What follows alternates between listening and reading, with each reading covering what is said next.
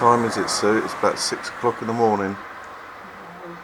7 o'clock in the morning. I've just opened the curtains and this thing has reappeared on the windowsill.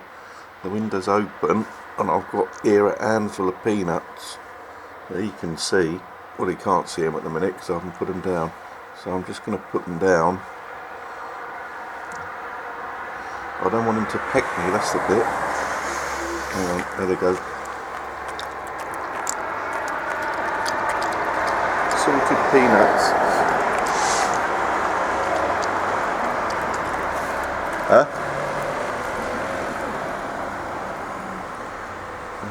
That's it mate.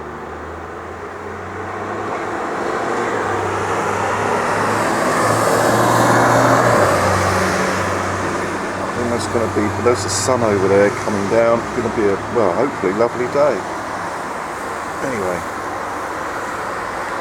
bye from this thing.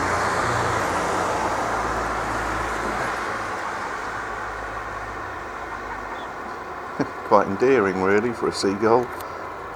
Anyway, here goes. Bye.